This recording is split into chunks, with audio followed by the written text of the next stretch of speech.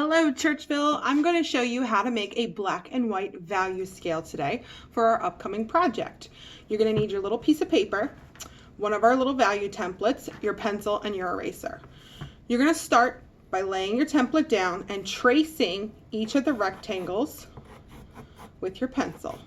This gives you perfectly uniform rectangles that then you can start to fill in with your values.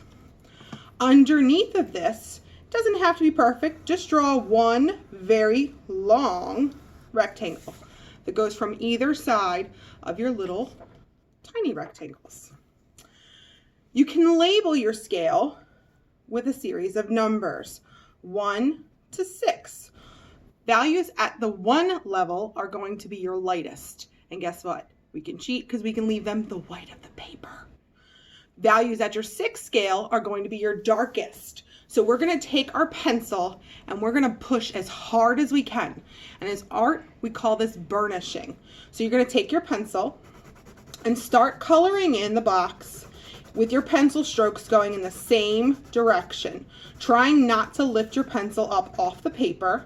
And this is going to create a really fine edge to your pencil that I like to call the lipstick edge. It's hard to see, but the side of my pencil is slanted, almost like a tube of a lipstick. That's why I call it the lipstick edge. You can go back over this and try to make this number 6 value as absolutely dark as you can. The harder you press, the darker your value is going to be. I always like to start with the darkest value just because it makes my pencil's edge get really nice and uniform, and I get that flat out edge on it, which will help me when I want to make my other values.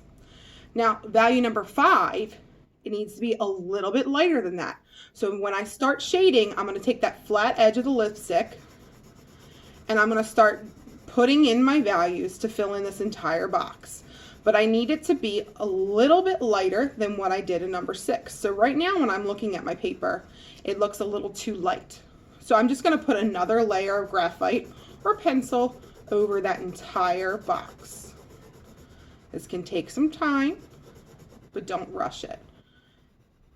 Try to keep your pencil strokes nice and even and uniform.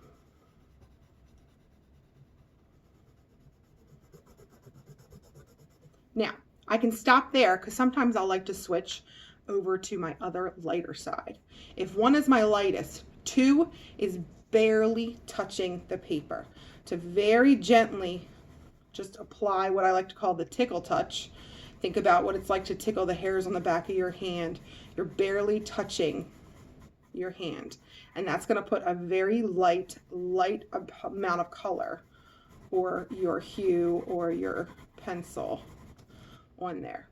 3 is going to have to be a little bit darker than that. So I can lay down a little bit of a heavier amount of color or a little heavier pressure with my pencil. So when I'm looking at this, a good trick to know if you're doing it right is if you squint at your paper, you should see the 1 will disappear and then things should gradually be getting darker. 3 and 5, where 4 is, should be somewhere in between them. Not as light as 3, not as dark as 5. So I'm going to push again a little bit harder this time and put it somewhere in between.